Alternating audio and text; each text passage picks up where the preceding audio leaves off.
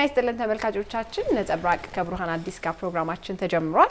በዛሬው ፕሮግራማችን ከፍልስፍና አንጻርና ከሌሎች ጉዳዮችም አንጻር ስለ አድዋ በሰፊው እንጫወታለን። ከአድዋ ምን አገኘን፣ አድዋና እኛ ማንነታችን እንዴት ይለካል፣ ያኔ ምን አስበው ነው አድዋ ላይ የዘመቱት፣ ምን ተሰምቷቸው ነው የሚለውን ነገር ያ ስሜት ደግሞ አሁንም አለ ወይ የሚለውን በሰፊው እንወያያለን። እናንተም አብራችሁን ቆይታችሁ የውይይታችንን እንድትጋሩ ነው ምናሳስበው። መልካም ጊዜ ይሁንላችሁ። እንዴት ነው ቡራ?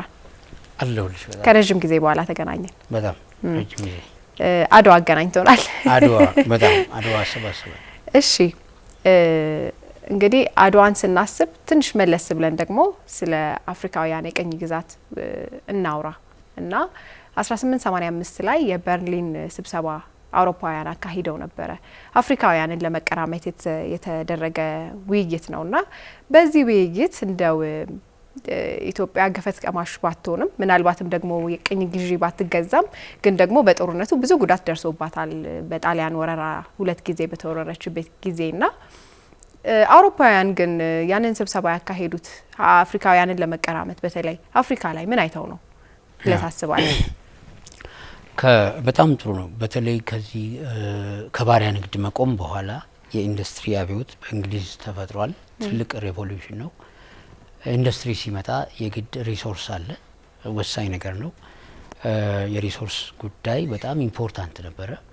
ስለዚህ አፍሪካ ውስጥ ለተከታታይ እንግዲህ 3 ክፍለ ዘመናት በባርነት የባሪያ ንግድ ተብሎ ሲካሄድ አፍሪካ ውስጥ የነበረ ብዙ አስደናቂ ሲቪላይዜሽንስ ተዳክመዋል ወይም ኦልሞስት ጠፍተዋል ማለት ይቻላል እና አፍሪካን ወደ ጨለማው ዘመን ወይም ወደ ኋላ ቀርነት የመመለስ እውነታ ተፈጥሯል። ስለዚህ በቀላሉ ለ300 ዓመት ሰውን የአፍሪካን ሶሳይቲ ማህበረሰብ በባርነት ወደ አሜሪካ ከሸጡትም በኋላ ወደ ኢንዱስትሪ ማደግ ይቻሉ። ስለዚህ ለኢንዱስትሪ የሚሆን ጥሬ ዕቃ ግብአት በእጅጉ አስፈላጊ ነበረ። ያን ሲያስቡ ሰፊ ተዝቆ የማያልቅ የጥሬ ዕቃ ሪሶርስ ሀብት በአፍሪካ እንዳለ ያውቃሉ፣ ያስባሉ። ስለዚህ ኢንዱስትሪያል እየሆኑ ስለመጡ በአፍሪካ ከፍተኛ የሆነ ሪሶርስ ይፈልጉ ነበረ። ስለዚህ ጠንካራ የነበረ ውይይት አደረጉ። አፍሪካን መከፋፈል፣ ያው መቀራመት የሚለው ስክራምብል ይታወቃል። ተከፋፍለው የሪሶርሷን የመውሰድ ሀሳብ ነበራቸው። የበርሊኑ ስብሰባ ጊዜ አፍሪካውያንን ለመቀራመት ስብሰባቸውን ሲያደርጉ አሁን በገለጽክልን መንገድ እንደው ኢትዮጵያውያን ግን እንዴት አይተዋት ይሆን ብለህ አስበህ ታውቃለህ? ምን አይተውባት ይሆን? በዛ ስብሰባ ውስጥ የነበሩ የአውሮፓ መሪዎች እንዴት ነበር ኢትዮጵያን ያሰቧት የሚል ነገር አይምሮስ መጣብኝ። ጥሩ ነገር ነው። እንግዳ ነገር አይደለም የምናየው። በአብዛኛው በተለይ ምዕራቡ አፍሪካ አካባቢ ላይ ከስሌቨሪው ጀምሮ በደንብ ይታወቃል። ኢትዮጵያ ያው ታሪክ የነበራት ናት። በተለይ የምስራቅ አፍሪካን የቀይ ባህርንም አማክሎ ይታወቃል። ግን በቃ ስክራምብል ሲያደርጉ ለምሳሌ ቆይት ብለው ከነበሩት ውስጥ አሁን ጣሊያን እንደዚህ ብዙም ቅኝ ግዛት የላትም። ግን ሊቢያን፣ ኢትዮጵያ እንደዚህ ያሉትን ምርጫዎች ነው ያሰበችው። በተለየ ተአምር በተለየ ሁኔታ ውስጥ አይደለም፣ ግን ስትራቴጂክ ኤሪያ መሆኑ ይታወቃል። ለምን ኢስት አፍሪካ ላይ ያለ ቀጠና ነው። ሰፊ ግዛትን አማክሎ በብዙ ነገር ሊያስቡት የሚችሉት ነገር አለ። በተለይ ከኤርትራ በኩል ጀምረው መምጣታቸው ደግሞ ኤርትራን እንደ ስቴፒንግ ስቶን በመጠቀም ሙሉ ኢትዮጵያን የመያዝ ስትራቴጂ ይዘው ነው የመጡት።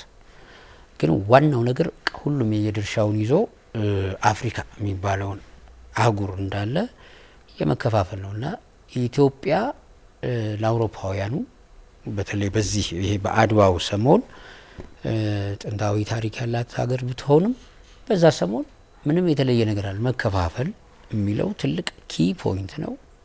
ከዚያ በኋላ ነው እንግዲህ ከአድዋ በኋላ ነው ይበልጥ ምን አይነት ህዝብ ነው የሚለው ጥያቄ አእምሯቸው ላይ ያቃጨለው።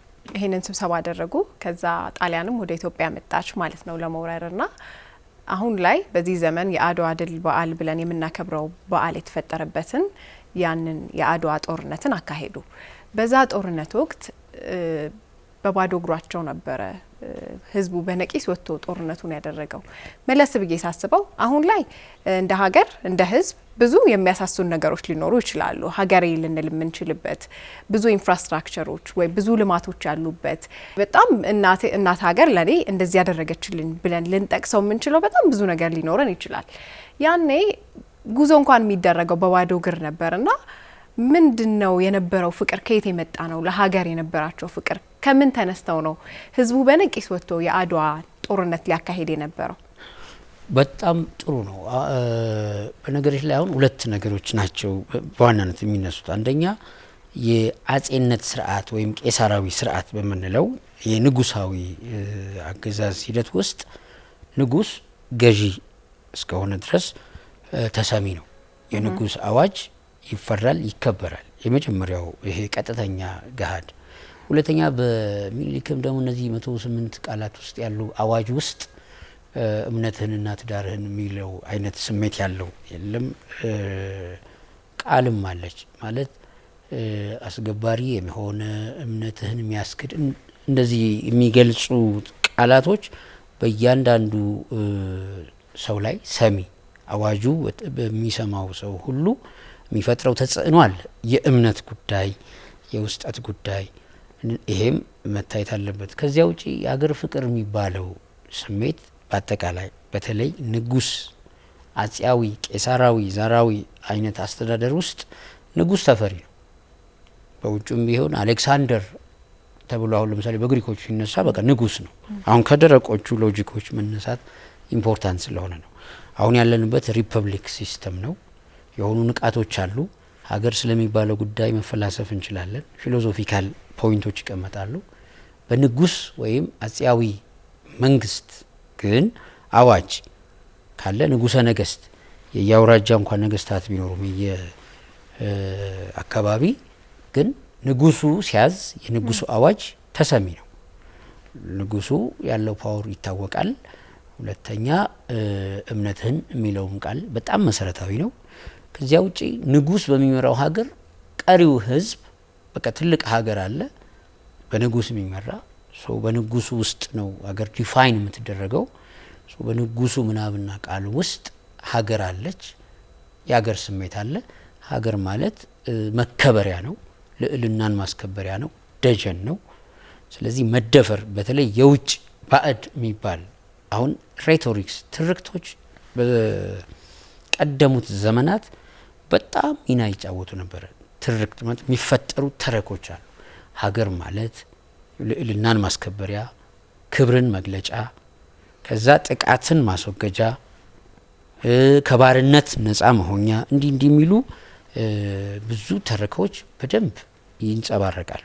ይሄ ከበፊቱ ነው። ከጥንቱም ዘመን ጀምሮ በተለያዩ በዓለም ላይ ባለ የንጉስነት የቄሳራዊ ስርዓት ሳቤ ውስጥ ይታወቃል። ስለዚህ ንጉሱ የሚያሰማው አዋጅ ማለት በእያንዳንዱ ህዝብ ውስጥ ተሰሚ ነው፣ ተተግባሪም ነው። በአንድ ወይም በሌላ መልኩ ባይተገበር አንድም ንጉስ አልተሰማም የሚለው ካልቸር ስለማይሰማ ንጉስም የሚወስደውም አጸፋ ይታወቃል። ይሄም ስሜት በራሱ የሚቀሰቅስ ነው፣ ታዛዥ ተገዥ እንዲሆን። ሁለተኛ እምነት ጋር የተገናኘ ቃልም አለው። ለእምነት ደግሞ የትኛውም ህዝብ ነዋሪ ነው። ከዚያ ውጭ ሀገር ማለት ንጉሱ የሚተረጉማት በንጉሱ ቋንቋ ውስጥ ያለ ምናባዊ ስሜት ነው። ስለዚህ ያ ቃል ስላለ አዋጁን እንደ ትልቅ የመለኮት ቃልም ጭምር ልታዩ ትችላለች። ያን ሰምቶ ሁሉም በነቂስ ዘምቷል። እንግዲህ በቋንቋም ሳይግባባ ምን ሳይል ከዳር እስከ ዳር ዘምቷል። ባዕድ የሆነ ኃይል እምነትን ቤትን የሚያፈርስ ከዛ ሀገር ደግሞ የሚባለው አንድ በጣም ትልቅ እንግዲህ የንጉሱን መልክ አይቶ የማያውቅ ዘማች ሁሉ ነው ያለው። ስለዚህ ንጉሰ ነገስት የሚባለው አካል ሰየመ እግዚአብሔር የመለኮት ጥግ ወይም ኃያል ወይም ላዕላይ የሚለው ስሜት የሆነ ታዛዥ የሆነ ሰፊ ህዝብን ይፈጥራል። ስለዚህ ፎርቹኔትሊ ከዳር እስከ ዳር ያለ ሶሳይቲ በነቂስ ወጥቶ ሊዘምት በቅቷል። እንዳልሽው እንደ ዛሬው አይነት የሀገር ብይን ትርጉም ሀገር ማለት ምንድናት፣ በሰሜን በኩል ማን አለ፣ በደቡብ በኩል በምዕራብ የሚል ግንዛቤ ሳይኖረው እንዲሁ ግን ንጉሠ ነገሥቱ አዟል አውጇል የሚለው ቃል ሲደርስ ማቄን ጨርቄን ሳይል ብድግ ብሎ ነው ወደ ዘመቻ የሚሄደው። በጊዜው በዚህ በንጉሥ ስርዓት ውስጥ በአጼ ስርዓት ውስጥ በኢትዮጵያ ብቻ ሳይሆን በዓለም ባሉ የአጼነት የቄሳራዊ ስርዓት ውስጥ ንጉሱ ካለ ተፈጻሚ ነው። ሀገር ማለት ንጉሱ ነው ባጭሩ። ስለዚህ ይሄንን ነው የከወኑት። እሺ ሀገር ማለት ሰው ነው ከሚለው ሀገር ማለት ንጉሱ ነበር ወደሚለው መጥተናል በጊዜው። ኤግዛክትሊ። እሺ ሌላው ነገር ብዙ ሰዎች አሁን አፍሪካውያን በተለይ ሌሎች ቅኝ ግዛት የተገዙ አፍሪካውያን ሀገራትን ስንመለከታቸው ያሉበትን የስልጣኔ ጥግ ምናልባት አሁን ላይ ማለት ነው ያሉበትን የሀብት መጠን ስናየው ኢትዮጵያ ቅኝ ግዛት ባለመገዛቷ ብዙ ነገር የጎደለባት ያህል የሚሰማቸው ሰዎች አሉ። ጣሊያን ገዝታም ቢሆን ኖሮ ሄኔ ሁለተኛው ጣሊያን ነበርን፣ ሀገራችን በጣም ሰልጥና ብዙ ሀብት ኖሯት ከድህነት እንወጣ ነበረ የሚል ሳቢ አለ። ከአድዋ በኋላ ምን አገኘን? ምንስ አጣን? ብዙ ነገር ነው ያገኘ ነው። ከምንም በላይ ማለት በዓለም ላይ ከነበሩ 10 ወይም 11 ብቻ ቅኝ ያልተገዙ በዓለም ሀገራት አንዷ ኢትዮጵያ ናት። 10 ሀገር ብቻ ነው ለቅኝ ግዛት ገፈት ቀማሽ ያልሆነ። ኢትዮጵያ አንዷ ናት። ሌሎችም አሉ እነ ጃፓንና ኢራን የሚነሱ አገሮች። ቅኝ ባለመገዛት ውስጥ በጊዜው በአውሮፓውያኑ ስለዚህ ሀገር መደነቅ፣ መደመም፣ መጠየቅ እጅግ በዝቶ ነበር ከዳር እስከ ዳር። ኢቭን በርካታ ጸሐፊያንም በአውሮፓ ትኩረት ሰጥተው ይበልጥ ስለዚህ ሀገር እንዲጽፉ እንዲያስቡ አድርጓቸዋል። እኛ ውስጥ ያለን ህዝቦች ተጠቀምንበት ማለት ባንችልም ግን ሀገሪቱ ከውጭ ባላት አተያይ የውጭ ምሁራን እንዴት አውሮፓን በጊዜው በተለይ አውሮፓውያን ምሁራኑን ጨምሮ ጸሐፊዋን ጨምሮ በዚያ ጊዜ ብዙ ደስ የማይሉ አስተሳሰቦችን ያራምዱ ነበር። ለምሳሌ የዩጄኒክስ እንቅስቃሴ የለም፣ የምርጥ ዘር እንቅስቃሴ እኛ በጣም የበላዮች ነን፣ እኛ በጣም በኢቮሉሽን ለምን የቻርልስ ዳርዊን እሳቤ አስቢው 1859 ነው እንግዲህ መጽሐፉ የተጻፈው። ከዛ በፈረንጆቹ አቆጣጠር 96 በእኛ 88 ነው አድዋ። ስክራምብል የአፍሪካን መቀራመት የሚለው በ59 የዳርዊን መጽሐፍ ተአትሟል። 85 ላይ በርሊን ኮንፈረንስ ላይ ስክራምብል የሚለው ሚቲንግ ተደርጓል። ከዛ በገፍ አፍሪካን መቀራመት የሚባለው ጉዳይ ሲከሰት ሳይንሳዊ ጀስቲፊኬሽን የለም፣ ሳይንሳዊ አመክንዮ ለማቅረብ ብዙ የሞከሩ የአውሮፓ የሳይንስ ሰዎች ነበሩ። ማለት እኛ አውሮፓውያን ምርጥ ዘሮች ስለሆንን በኢቮሉሽኑ የበቃን ሙሉ ስለሆንን፣ በተቃራኒው አፍሪካውያን ደግሞ ፊብል ማይንድድ ይሉታል እነሱ በእነሱ ቋንቋ ያልተሟላ አንጎል፣ ኢቮሉሽኑን ያልጨረሰ አንጎል በበቂ ሁኔታ ከእንስሳነቱ ወደ ሰውነት ተቀይሮ ያልጨረሰ ሰው የሚኖርበት አህጉር ነው ብለው ያስቡ ነበር። ይህንን አስተሳሰብ ሳይንሳዊ ቲዮሪ አስታከው ለማቅረብ በጣም በስፋት ይንቀሳቀሱ ነበር።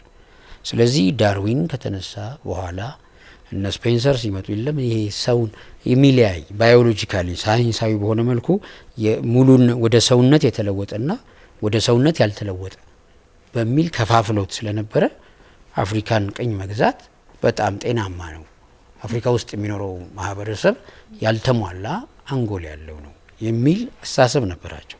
ስለዚህ አፍሪካውያንን ቅኝ የምንገዛው ወይም አፍሪካዊ ቢሞት የተሻለ በምድር ላይ የተሻለ ማህበረሰብ የበቃ አንጎሉ አድጎ የጨረሰ ኢቮሉሽኑን የጨረሰ ከፍ ያለው ሙሉ ሰው ምድር ላይ እንዲቀር ስለሚያደርግ ይሄኛው እንደ ዞምቢ ወይ እንደዛ ስለሆነ ብለው ስለሚያስቡ በነጻነት ነው በግፍ ቅኝ ለመግዛት የሞከሩት። በኢትዮጵያ ውስጥ ግን ያክስተት ተቃራኒ ውጤት በማምጣቱ ኢትዮጵያውያን በማሸነፋቸው በጣም ከባድ ድንጋጤ ነው የተፈጠረው። እኛ የበቃን የተሟላን፣ ስለዚህ ያኛው ዞምቢ አያሸንፈንም ነው ያልተሟላው የሰው ዘር ግን አሸነፋቸው። ከዛ ለሌሎቹም ቅኝ ገዢዎች ጭምር ሀፍረትን ፈጥረዋል። ከዚያ በኋላ ብዙ ጸሐፊዎች ይህን ህዝብ ማወቅ ፈልገዋል። በዚህ ህዝብ ላይ ብዙ መጻፍ ችለዋል። በተቃራኒው እኛ ኢትዮጵያውያኑ ግን ኢንሳይድ ይህንን የሚያክል ድሉ በጣም ትልቅ ድል ነው፣ ኢንተርናሽናል ድል ነው። በልዩነት ደግሞ የአፍሪካ ድል ነው። ለምን? ትልቅ ሞዴል ስለሆነ አልተጠቀምንበትም። በደንብ ቫልዩ ማለት ምን ማለት እንደሆነ ሀገር ማለት ህብረት ነው። ህብረት ውስጥ ያለ ሀያልነት ነው። እሱን ማሳየት የቻለ ገድል ነው። በአውሮፓ ጉድ ተብሎ በየጋዜጣው ሲጻፍ፣ በተቃራኒው በኢትዮጵያ ኢቭን የሆኑ አመታት ቆይቶ ነው እንደ መከበር እንኳን የጀመረው። ያን ስታዩ እኛ ኢትዮጵያውያን አልተጠቀምንበትም። በእርግጥም ቅኝ ተገዝታ ቢሆን ይሻላል የሚል ነገር አንስተሻል። እንደዛ የሚሉ ሰዎች አሉ። እንደዚህ አይነት ሀሳቦች አሉ።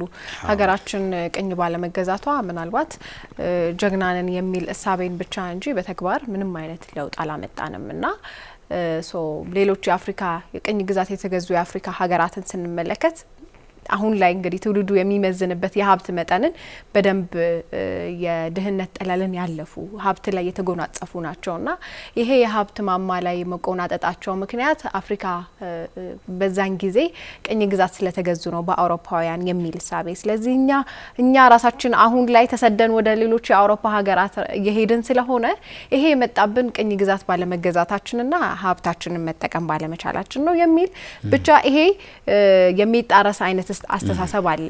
ግማሹ ኦፍ ኮርስ የአድዋ ድል ለኛ ኩራታችን ነው፣ ባለመገዛታችንም ደስተኞች ነን። ከድሉ በኋላ የሰራነው ስራ ስለሌለ የትውልድ ራሳችንን ምንወቀስበት የሚል ማህበረሰብ አለ። በዛው ልክ ደግሞ ሀብታም እንሆን ነበር ጣሊያን ብትገዛ ኖሮ፣ ስለዚህ ብዙ ነገር አተናል የሚል ደግሞ ሀሳብ አለ። አንተ እንዴት ታየዋለህ? ሰነፍ ሰው ባይዘወይ ሁልጊዜ ምክንያት ያመጣል። እሺ የሰነፍ ሀሳቦች ጥርቅም ነው ይሄ። ለምሳሌ አድዋ ጃፓንም እንደዚሁ አድዋ ነበራት። የኢትዮጵያ ላይ ከነበረው አድዋ 9 አመት በኋላ 1905 ከራሽያ ጋር ገጥማ ነበር። ጃፓንም የተበታተነች የሆነ ሳሙራይ የለም እንደኛው አጼያዊ እንትን የሆነ ደሃ ሀገር ግን ጎሳዊ መንፈስ የነበረው ህዝብ ነው የነበረው። ራሽያ ደግሞ ከ200 አመት በላይ ሀያል ከነበሩት ኢምፓየሮች መሀል አንዷ የነበረች ታላቅ ሀገር ነበረች። ኢምፓየር ግዛት አጼ ጃፓንን ገጠመች። ጃፓን አሸነፈች።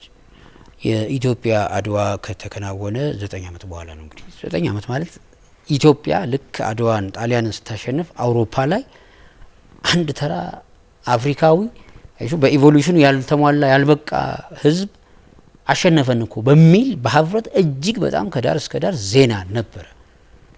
በጣም በጣም በጣም ተወስቷል። የወቅቱን ጋዜጦች አውሮፓ ላይ ማሰብ ነው። ጃፓንም ልክ እንደዚህ ሲሆን እንዴ አንድ የሩቅ ምስራቅ ደሃ ሀገር አውሮፓን እኮ አሸነፈች፣ ሁለተኛ ዜና ሆነ። አሁን ልዩነቱ ምንድነው? ጃፓናውያኑ አድዋቸውን ይነሱን ያን ድል ተጠቀሙበት። 1905 አሸነፉ። ደሃ ነበሩ እንደኛው፣ ኋላ ቀር ነበሩ እንደኛው። ዝም ብለሽ 40 አመት ጨምሪበት 1945 ሂሮሺማ ላይ ያ ቦምብ እስኪጣል ድረስ በ40 አመት የዓለም ሀያል ሆነዋል። በ40 አመት ቅኝ መግዛት ችለዋል። ቅኝ ገዢ መጥቶ ሊወራቸው ነበር። ከዚያ ግን አሸነፉት። ማሸነፋቸውን የህብረት ኃይል ይህን ውጤት ያመጣል። ህብረታችን እኛ ስፒሪታችን የውስጣችን መንፈስ አንድ መሆን ራሽያን የሚያክል የአውሮፓ ታላቅ ኤምፓየር እንድናሸንፍ አብቅቶናል የሚለው ተረክና ቅስቀሳ እያንዳንዱ ጃፓናዊ ከስንፍና ማጥ ወጥቶ እንዲነቃ በሞራል እንዲተጋ ሀገር ማለት ህብረቴ ነው፣ ጠላትን ማሸነፍ ማለት ይሄ በቡድን ነው፣ አንድ ሰውን ነው የሚል የጃፓናዊነትን ፍቅር በደንብ አሰረጹ። ቴክኖሎጂካሊ ያደጉ በ40 አመት ውስጥ የዓለም ሀያል ሆኑ። እስከ ሂሮሺማው ክስተት ድረስ ከዚያም በኋላ ስለ ጃፓናዊነት ባላቸው ፍቅር ባህላቸውን የጠበቁ ግን ቴክኖሎጂካሊ አድቫንስድ የሆኑ ህዝቦች ሆኑ። አድዋቸውን ተጠቀሙበት። ያ ኢትዮጵያውያኑ ግን በተለይ ኢንተርናሊ ንቃት ኖሮን ቁጭት ኖሮን ያን አስደናቂ አስደማሚ ገድል የትኛውም ህዝብ ባይዘወይ እንግሊዝን ጨምሮ ፈረንሳይን ጨምሮ ሌሎቹንም ትልልቅ የሆኑ ምሳሌዎች ስናነሳ የሆነ ድላቸውን በልዩነት ይዘክሩታል። ለዚህ ድል እኮ የበቃ ነው ብለው ይተርኩታል፣ ይደመሙበታል። ያንን ታሪክ የህብረታቸው መነሻ ያደርጉታል። ስለዚህ የምናምን ሺህ ዓመት ታሪክ ከሚል ትርክት ይልቅ የሆነ ትልቅ የሆነ ሲግኒፊካንት የሆነ የሚታይ የሚተነተን እና ዓለም አቀፍ ጭብጥ ያለው እንደ አፍሪካ ደግሞ እጅግ በጣም የሚታይ ኢምፓክት ያመጣ ድል በመሆኑ ስለዚህ እኛ ኢትዮጵያውያን ዘር ቋንቋ ጎሳ ምን ሳይል ከዳር እስከ ዳር እንዲህ ባንዴ በገፎቶ የተጋደለበት የተዋጋበት እናም ያሸነፈው ጦርነቱ እንትን አይደለም የቡድን ጦርነት አይደለም ማለት ሁለት ሀገራት ወይ ሁለት ኢምፓየር አይደለም የአመለካከት ጦርነት ነው የአመለካከት ጦርነት ማለት ቅድም እንዳነሳ ነው አውሮፓውያኑ እኛ ሙሉ በሙሉ የተሟላን የሰው ዘሮች ነን አፍሪካውያኑ ግን ፊብል ማይንድድ ማለት እኮ የተቀጨ ጭንቅላት ማለት እኩል ማሰብ አይችልም ነው በሁለተኛው ጉዞ እኮ ሙሶሎኒ ሳይንቲስቶቹን እናንተ ስለ ኢትዮጵያ እንዴት ምንድነው ምናም ብሎ እኮ ባነሳው እንትን ዩኒቨርሲቲ ያሉ እኮ የባዮሎጂ ምሁር ነን የሚሉ ሰዎች የኢትዮጵያውያን ጭንቅላት እንደ እንስሶቹ ነው በተለይ የኢትዮጵያን ሴቶች ጭንቅላት ሲታይ ያንዳንድ እንስሶች ጭንቅላት ይበልጣቸዋል ብሎ እኮ ጽፈዋል ስለዚህ ከእንስሳ ጭንቅላትም በታች ነው ጭንቅላታቸው ማለት ያልተሟላ ሰውነት ያላቸው ናቸው ማለት ስለዚህ ጦርነቱን አውሮፓውያን ስክራምብል ፎር አፍሪካ ብሎ ከ1885 ጀምሮ ከበርሊን ኮንፈረንሱ ነው ማለት እዛ ጀምሮ ያለው አስተሳሰብ በሙሉ አፍሪካን ቀኝ መግዛታችን መብታችን ነው ልክነትም ነው የሰው ዘርንም እንደመጠበቅ ነው የሚል እኮ አስተሳሰብን እኮ ያሰረጹበት ስለዚህ ያልተሟላ የሰው ዘር መገኛ ነው አፍሪካ የጎደለ የሚል አመለካከትም በደንብ ነበር ዳርዊናዊ አመለካከት ኢቭን ዳርዊን እንኳን ካለው ቃል ውጪ የተቀየሩ survival of the fittest we are fit የበቃንን የተሟላንን ማሰብ እንችላለን እንደ ሰው መተንተን እንችላለን ስልት አለን ሳይንስ አለን ዕውቀት አለን ብለው ኢን ፕሮፓጋንዳ ነው እንዲታመን ለማድረግ የሞከሩት ስለዚህ አፍሪካዊ ማለት እንደ አንድ እንስሳ ነው የሆነ ጎሪላ እንስሳ ነው ወይ የሆነ በዚህ ልክ ከሰውነት ክብር የወረደ አመለካከት ይዘው የመጡ ህዝቦችን ነው ኢትዮጵያውያን ተዋግተው ማሸነፍ የቻሉት ለዚህም ነው አውሮፓ ላይ ትልቅ ዜና የሆነው ምክንያቱም ወደ ሰው አሁን የፈለገ ዝንጀሮ መንጋ ቢበዛ የሰው ልጅ ማሸነፍ ይችላል ለምን ዝንጀሮ እንደ ሰው እኩል አያስብም በቃ ይሄ አመለካከት ነው የነበራቸው እኮ the fact is ለኔ አድዋ እንዲህ መጋደል አይደለም በዝንጀሮና በሰው መሃል እንደተደረገ ጦርነት የሚታሰብ በታሪክ የሰው ልጅ ስለ አስተሳሰብ ስለ ዕውቀት ስለ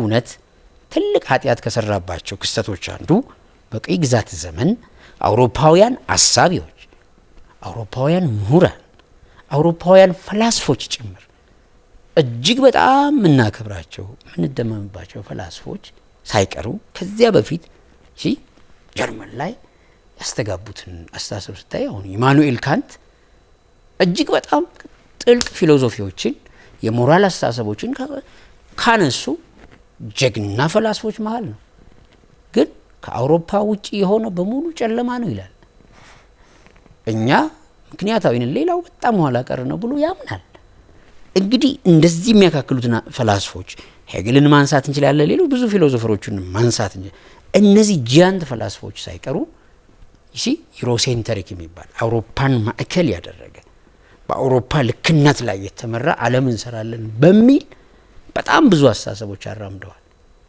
አፍሪካውያን ጋር ሲመጡ አየሽው ቀደም እንዳልኩሽ በሰውና በዝንጀሮ መሃል እንደሚደረግ ጦርነት እንዲታሰብ ነው የመጡት ስለዚህ ዝንጀሮ ያክል የታሰበ ማህበረሰብ ሰው መሆኑ ያሳየበት ድል ነው ይሄን ድል ግን ማሰብ ችለን በትክክል ይሄ ጦርነት ምንድን ነበር ጉዳዩ በቃ በሰውና በዝንጀሮ መሃል እንደተደረገ ጦርነት የታሰበ ነው ማለት እንችላለን ለምን ቀኝ ግዛት ያስተሳሰብ ጦርነት ስለሆነ አጠቃላይ መተው ቀኝ ሲገዙ እኛ ልክነን ነው አንድ ማህበር ነበር ያ ማህበር የጂኦግራፊ ምሁራን እንግሊዝ ውስጥ የሚኖር የጂኦግራፊ ምሁራን ማህበር ነው 1886 ገደማ ይመስለኛል ስልት ነው የሚቀይሰው ምን አፍሪካውያንን በቀላሉ እንዴት ከመድረገጽ ማጥፋት ይቻላል ነው ጨዋታው እና በአብዛኛው እንደምንም ብለን ታች ያለው ለሙ አካባቢ ያለውን አፍሪካዊ ወደ ሰሃራ በረሃ ብንገፋው በረሃው ስለማይመች ይሲ በራሱ ጊዜ ከስሞ ይሞታል which means ይላል በራሳቸው ጊዜ ይጠፋሉ።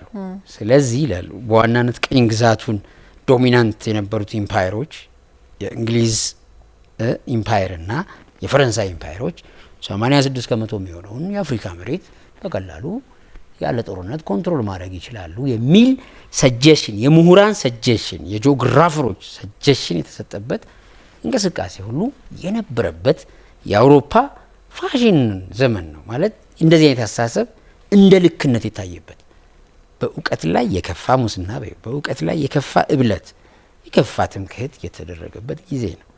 ይህንን የአስተሳሰብ ንቅዘት ወይም ያልተማዘነ አስተሳሰብ እንደ መዋጋት ነው። ይህን ተዋግተሽ ስታሸንፊ ጦርነቱ ለሪሶርስ ብቻ ሳይሆን አመለካከት በቃ ያልበቃን ሰው መዋጋት ስለሆነ ይህን ድል ስታደርጊ መብቃትሽን ስታሳይ ለዓለም ጭምር የሰውነት ሚዛንን እንደገና ሪዲፋይን ለማስተረግ እንዴት አሸነፉ? ይሄ ማለት ኪዱ ናፖሊዮን ግብጽ ሲገባ በጣም ደነገጠ ፒራሚዶችን ሳይ እና ከዛ በፊት እነ ካርሎስ ሊኔስ ምናምን የሚባሉ የሰውን ዘር ለያይተውት በቃ አፍሪካዊ ተራ ነው የሚለውን ስሌቨሪው ራሱ ልክ ነው የሚል ጉዳይ ነበራቸውና እንደ ይሄን ሲቪላይዜሽን የሰራ ህዝብ እንዴት ኋላ ቀር ይሆናል የሚል ኮስችን ሲያነሳ ሃማይት ሃይፖቴሲስ የሚል ፈጠሩ። ሃማይት ሃይፖቴሲስ ማለት ኖህ በመጽሐፍ ቅዱሱ ካም ሴም ያፌት ወልዶ ነበረ። ከዛ ካም የተረገመበት ክስተት አለ። ካም ማለት የጠቆረ ማለት ነው። ስለዚህ እነዚህ ጋር እነዚህ ፒራሚዶች የተሰሩት ድሮ በአውሮፓ የነበሩ የኛ ዘሮች እዛ ድርቅ ተከስቶ በዛ ምክንያት ወደዚህ ወደ ግብጽ ዘምተው ነበረ። እንደዚህ አይነት ሃማይት ሃይፖቴሲስ ይባላል። ይሄን ዴቨሎፕ አደረጉለት። አፍሪካ ውስጥ ሲቪላይዜሽንን ሲያዩ ሲቪላይዜሽንን መካድ ለምሳሌ ዘ ላስት 500 years ተከታታይ በአፍሪካ መውደቅ ተከታታይ ሲከሰት በአውሮፓ ተከታታይ ማደግ ታይ እንጂ ከነዛ 500 ዓመት ወደ ኋላ ብትመለሺ የዚምባብዌም ስልጣኔ ያለ የጊኒም ስልጣኔ ያለ የማሊ ስልጣኔ ያለ የሶንጋይ ሲቪላይዜሽንስ ኢን አፍሪካ ነበሩ። ስሌቨሪ መጣ ከሰማቸው። ከስሌቨሪው በኋላ የነ ዳርዊን እንቅስቃሴ መጣ። ከዛ እነዚህ ያልተሟላ ጭንቅላት የተሟላ ጭንቅላት አስተሳሰብን እንደ እውነት የሚቀበል ማህበረሰብ ተፈጠረ። ከዛ ሲመጡ በቃ የሆነን ወረርሽኝ የተያዘ ያልተሟላ ጭንቅላት እንደ ማክሰም ነው። ስለዚህ ሰብአዊነት፣ እኩልነት፣ የሰውነት ልክ የሚባል ምልከታ አልነበራቸው። አድዋ እና የጃፓንና ራሽያ ጦርነት ሁለቱ ናቸው እንግዲህ ምሳሌ ሆነው በዓለም ላይ እነዚህ ያልተሟሉ ህዝቦች አሸናፊ ሆነው የተገኙበት። በጣም ሰርፕራይዝ የሆኑትም አልተሟሉም ልክ በቃ የጎደሉ እንስሶች ናቸው ብለን የምናስባቸው ህዝቦች እንዴት አሸነፉ? የኢትዮጵያም ዜና አስደናቂ ስለነበረ ለአፍሪካውያኑ ለአውሮፓውያኑ መንታ ዜና ሆኖ ነው የተገኘውና ይሄ ድል በመከሰቱ ኢትዮጵያን እኛ ኢትዮጵያውያን የስንፍና አዚም ጥሎን ለማወቅ ማንፈልግ ሆነን ተረተኞች ሆነን ማንደነግጥ ሆነን በታሪካችን ውስጥ የትኛውን ጠቃሚ ታሪክ ማለት ሀገር የሚያደርግ ዛሬን የሚያኖር የትኛው መርጠን ነው ትውልድ መስራት ያለብን የሚለውን ባለማሰባችን እንጂ ከውጭ ግን ይሄን የሚያክል ድል የፈጠረብን ህዝብ ምን አይነት ህዝብ ነው በሚል በርካታ መጽሐፍት ኢቭን ስለ ኢትዮጵያ የጥንት ታሪክ ጭምር ሪሰርች እስከማድረግ የደረሱ ምሁራን በአውሮፓም የተነሱት ከአድዋ ማግስት በኋላ ነው። ኢትዮጵያ እንደ አዲስ ማወቅ ከአድዋ በኋላ በእነ ኃይሌ ገብረስላሴ ሊሆን ይችላል ኢትዮጵያ ባንዲራ የሚታወቀው ነቲንግ ያኛው ድል የህብረት ድል ነው። ግን ኢትዮጵያንስ እዚህ ጋር ያለውን አድዋ በትክክል አንደርስታንድ ከማድረግ ይልቅ ከ5000 ዓመት በፊት ስለነበረ የሆነች ቦታ ጉዳይ ትኩረት ሰጥተን ስንደመም አየህ ምናባችን የት ላይ ነው ያለው? ዛሬን የሚሰራው አድዋ ተረስቷልና እንደ ተረት ነው የሚመስለን።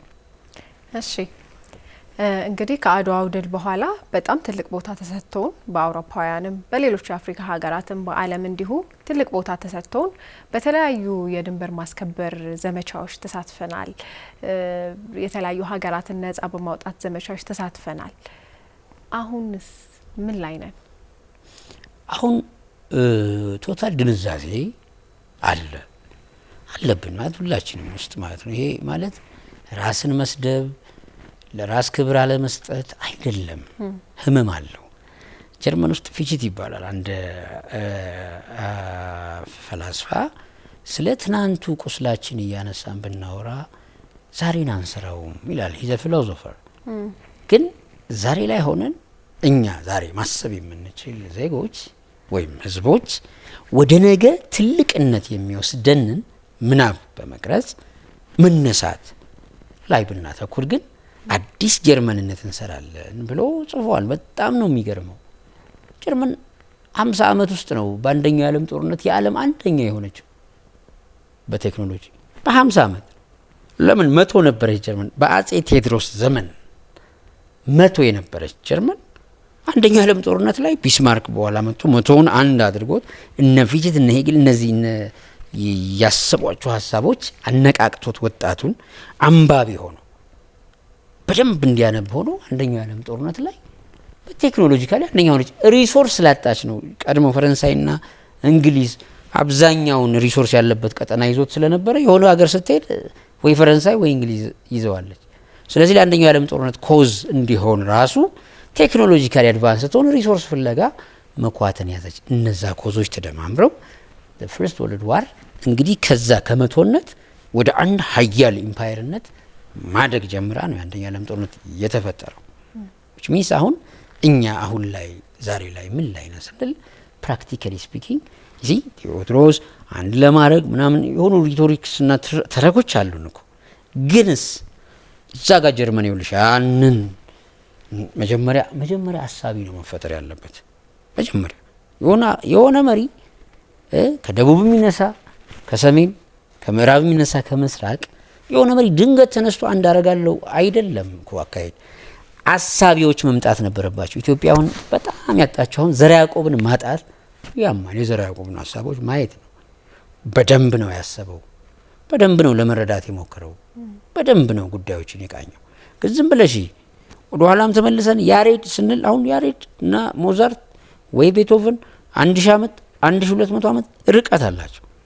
የሆነ አስደማሚ ሰው እንፈጥራለን፣ ሌጋሲውን ግን አንከተልም ወይም አናስቀጥልም። ዘርዓ ያዕቆብንም የዛሬ 400 ዓመት እንደነ ዴካርት እና ዘርዓ ያዕቆብ ተመሳሳይ ዘመን ነው የተወለዱት። 2 ዓመት 1 ዓመት ጋፕ ነው ያላቸው፣ ቅርብ ዘመን።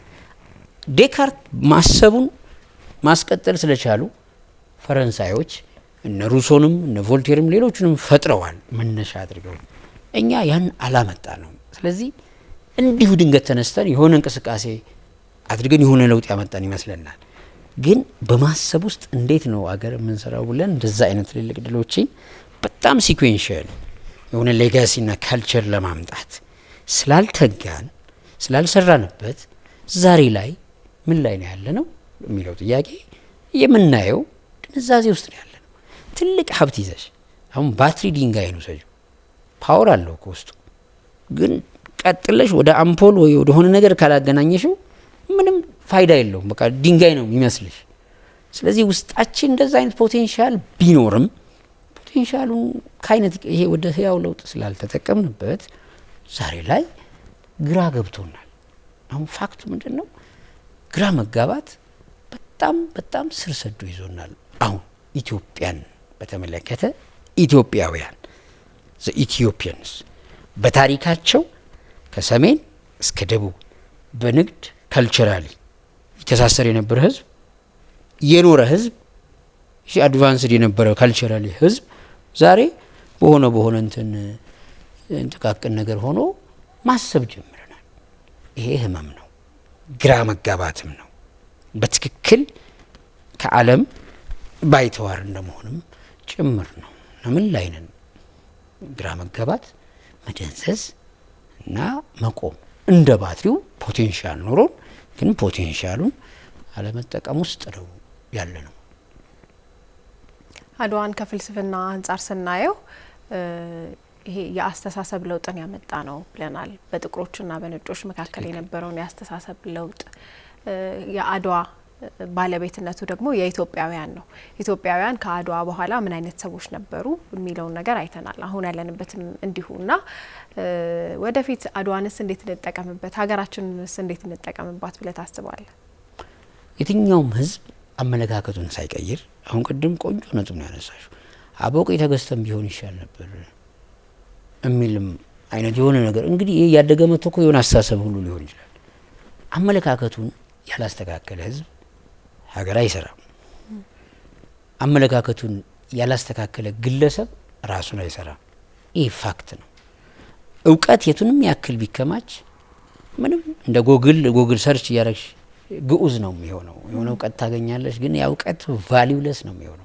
ምናልባት ሀገራችን በቀኝ ግዛት በአድዋ ጦርነት ከቀኝ ግዛት ተርፋለች። ግን የተረፈው መሬቷ ብቻ ይሆን? ምናልባት አእምሯችን በቀኝ ተገዝቶ ይሆን? እንደዚህ አይነት ደግሞ ሳቢዎችም አሉ።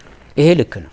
ይሄ ግሎባሊ ነው፣ በኢትዮጵያ ብቻ ሳይሆን በተለይ ግሎባላይዜሽን የምንለው ያለማሳሰብ ክሊንተን ታይም በኋላ ከአሜሪካ እንቅስቃሴ የለም ግሎባላይዜሽን የሚባለው እና የኢንተርኔት መወለድ በተለይ ከዛ በፊት በነበሩ አስተሳሰቦች እንኳን ብዙ ርዕዮቶች ነበሩ። ሙሉ በሙሉ እንትማታቸው ኤጁኬሽኑ ላይ የሰሩት ጠንካራ የካሪክለም ይሄ ፔዳጎጂካል ቶት ነው የነበረው። ግን የኢንተርኔት ዘመን ግሎባሊ አስተሳሰቦች በጣም ዶሚናንት ከሆነው ሰርክል ስለሚመጡ ዛሬ ላይ በአብዛኛው ከልቸራል ዋር የባህል ጦርነት ተፈጥሮ በባህል ዶሚናንት የሆነ አንድ ግሩፕ አለ። በተለይ የምዕራቡ ይሄ አሁን ያለውን የዘመኑን ስልጣኔ እየመራ ያለው የምዕራቡ ክፍል የአውሮፓውያኑ የአሜሪካውያኑ እነዚህ ንፍቀ ክበቦች ቴክኖሎጂካሊ አድቫንስድ መሆን ስለቻሉና ባህሎቻቸውንም ጭምር መሸጥ የሚችሉበትን መስመር አሳምረው መስራት ስለቻሉ በዛም ታታሪ ትጉ በመሆናቸው ከልቸራሊም ኢንተሌክቹዋሊም ማሸነፍ ችለዋል። ስለዚህ ኢንተሌክቹዋሊም የተሻሉ እንደሆኑ ልክ እንደሆኑ በላጭ እንደሆኑ እንድናምን የሚያደርግ ፕላትፎርም ነው የተፈጠረው። ተጠቅመውበታል። በእውቀት ነው የተጠቀሙበት። ከልቸራሊም የተሻለ ካልቸር የነሱ ካልቸር እንደሆነ እንድናምን በደንብ ነው የሰሩት። በእውቀት፣ በሪሰርች፣ በአርት በብዙ መልኩ። ከዛ አኳያ ዛሬ ላይ ያለን ማይንድ ሴት በደንብ ተሰልቧል። ብሬን ወሽድ ሆኗል። ሶ አቲቲዩድ ማለት ነው አመለካከት የሚትዩ ይሄ ነው። እውቀቱ ይኖረንና ያንን እውቀት እንዴት ነው ምን ተረጉመው ነው አመለካከት the way we understand that knowledge አመለካከታችንን በደንብ በጣም ተምሮ ዶክተር ይሆናል። አመለካከቱ ግን አውሮፓዊ ነው ወይም አሜሪካዊ ነው። አንድ ኢትዮጵያዊ ዶክተር፣ አንድ ኢትዮጵያዊ ኢንጂነር whatsoever እውቀት ዩኒቨርሳል ስለሆነ አንድ አይነት ነው። ከዛ ግን በዛ እውቀት ላይ አመለካከታችን ያንን እውቀት የምንመነዝርበት መንገድ በቃ ምን አዘለም አቀፈ ዛሬ ላይ እኮ ምን ታመን ካላመን ከዛ እንዴት አሁን እንደ አውሮፓውያኑ መሆን አትችልም። አመለካከት ነው ይሄው። ግን አውሮፓውያኑ እንደዚህ እንዴት እንደሆኑ ደግሞ ትጋቱ whatsoever ከየት መጣ መቼ እንዴት ወዲህስ እንዴት ተሰለበ ዴብዝ ያለው ቴሲስ አንቲ ቴሲስ በምንለው በዚህ በኩል እውቀት እንደሚታየው በዚህኛውስ በኩል ብናየው አንድምታ እንደሚሉት አንድም እንዲህ ይታያል። ልክ ነው። አሜዚንግ አድቫንስመንት። ግን እንደዚህስ ቢታይ ደግሞ ለምን አውሮፓውያኑ በአንድ ወቅት 400 ዓመት ወደ ኋላ ብንቆጥር ያሰበ ሰው የሚገደልበት መሬት ነው። ጋሊሊዮን የሚያክል ሳይንቲስት የጁፒተርን ጨረቃ አየ ተብሎ ነው እንግዲህ እንደዛ እውር ሆኖ የተገደለው። ምን ማለት ነው? ዛሬ ራሷ ቫቲካንም ቴሌስኮፕ አላት ያሰረችው።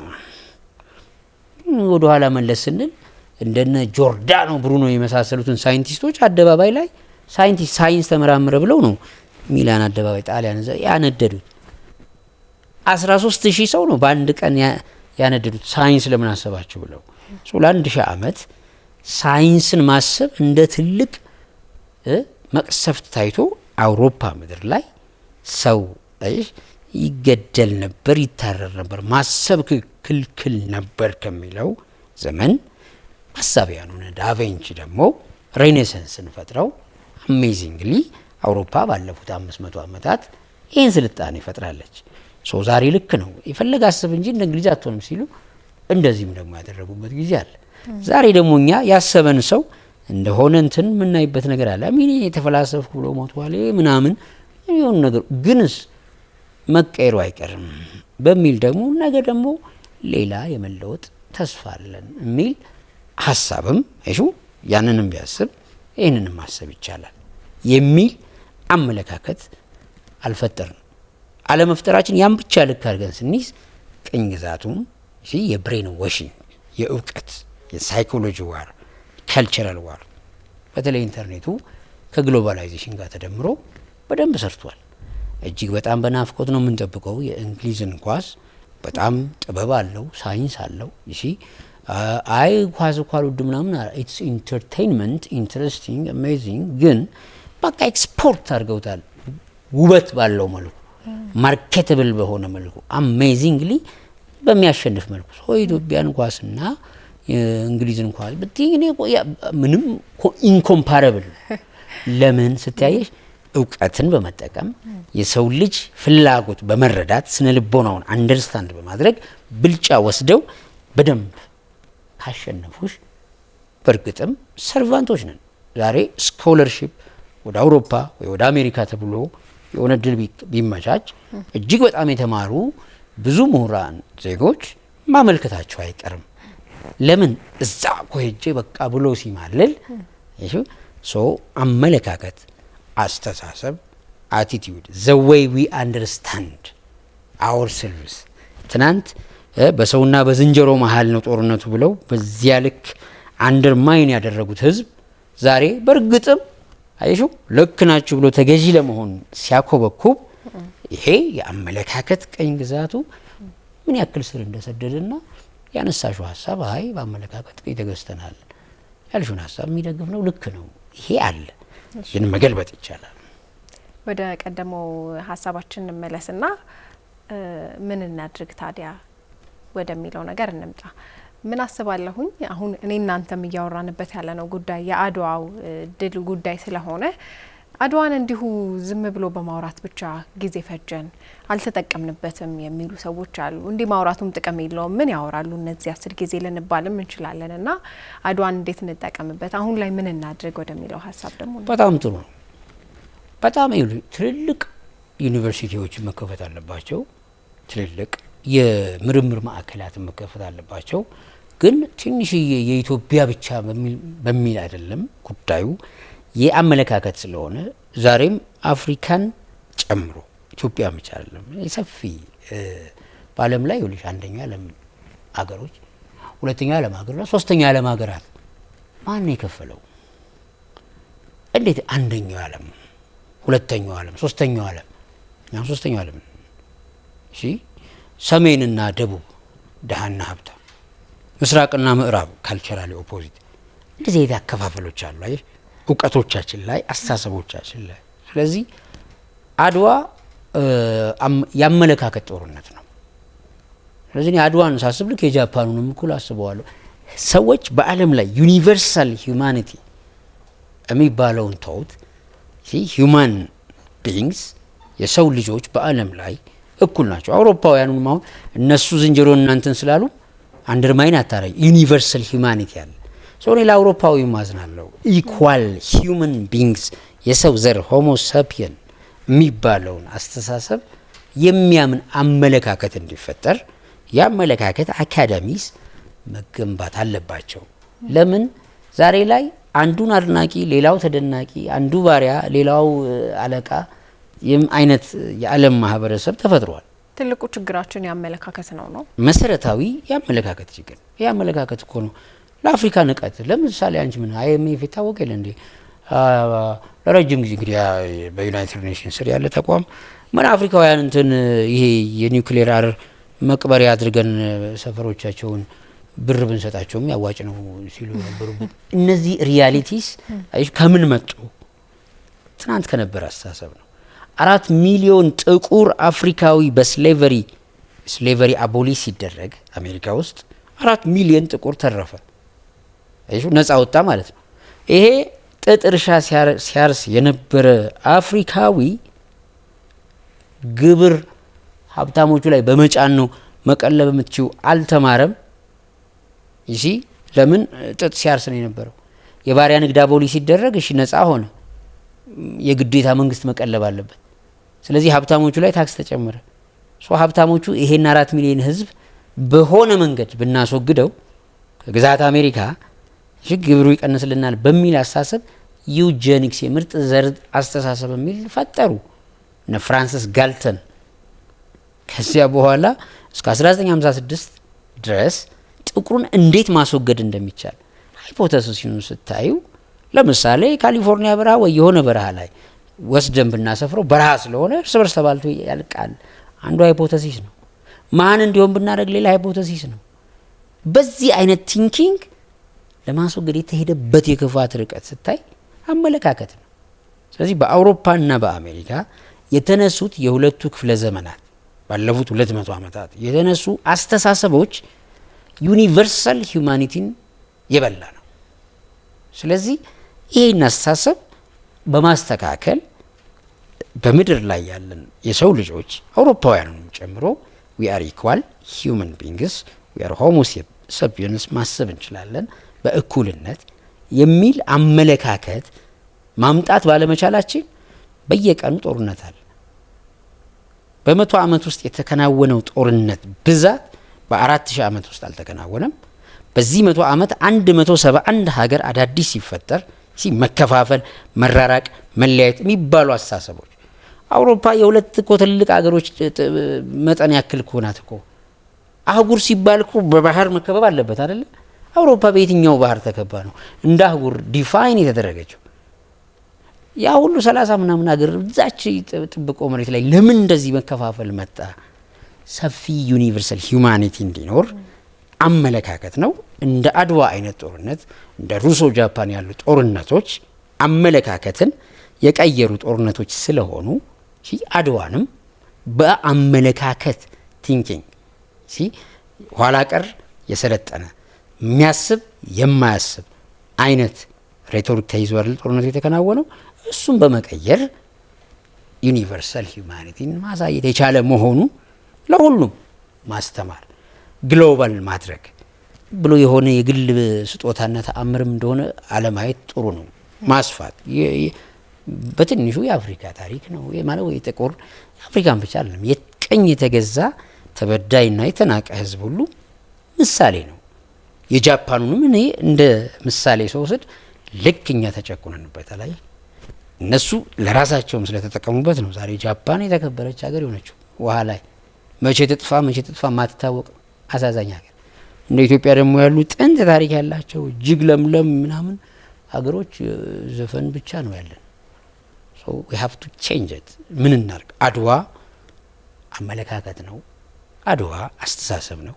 አድዋ የሰውን ዘር እኩልነት ለማሳየት የሚውል ጠቃሚ አሻራ ነው። ለሁሉም የዓለም ህዝብ የሚሆን እንዳመለካከት ስለሆነ ዩኒቨርሳል ካደረግነው ኢትዮጵያውያኑ የተፋለሙት ለእውቀትም ልዕልና ጨምር ነው። ለምን ዛሬ ጥቁር ምሁር አለ አክሴፕት እናደርጋለን እንዴ? አይኪው የሚባል አስተሳሰብ ስንት ዓመት ሰርጾ በቃ ጥቁሮቹ እናንተ የተፈጠራችሁ እኮ ለድህነት ነው ብለው ሲያስተምሩ አልነበር? ሳይንስ ውስጥ ለረጅም ጊዜ ድህነት ተፈጥሯዊ ነው ጄኔቲክ ነው የሚል አስተሳሰብ አለ ቤል ከርቭ ላይ እዚህ ድረስ ነው እውቀት ሆኖ በ90ዎቹ እኮ ጥቁሩ ለድህነት ነው የተፈጠርከው። ከዛስ አፕቲቲዩድ የሚባል ትምህርት ፈተና ብለው 13 ስፔሊንግ ያለው 13 ፊደል ስፔሊንግ ያለው የሆነ ኡምባንጎጉ የሚል አሁን ለምሳሌ እሱን ስፔሊንግ አጥና ብለው ለጂኒሲቲ ማሳያ ተደርጓል። ለብዙ ጊዜ አፕቲቲዩድ የተባለ we have to change it። እንግሊዝኛ ስፔሊንግ ስላወቅሽ ነው ጂኒሲቲ የሚለየው ኔቨር። ግን አይኪው መወገድ አለበት። የሰው ልጅ እኩል ያስባል፣ እኩል ተፈጥሯል። በዓለም ላይ ዩኒቨርሳሊ አንድ አይነት ህዝቦች ነን። እኩል የማሰብ ሜዳ መፈጠር አለበት። የኮምፒቲሽን ካልሆነ እኛ ባሪያ እነሱ አለቃ፣ እኛ ሎሌ እነሱ የሚለው ትምህርት ራሱ መስተካከል አለበት። እንዴት ይስተካከል? ማጠልሸት አይደለም፣ የሆነ ነገር ማዛባት ላይ አይደለም ያለው። ሌትስ አርጊው ነው።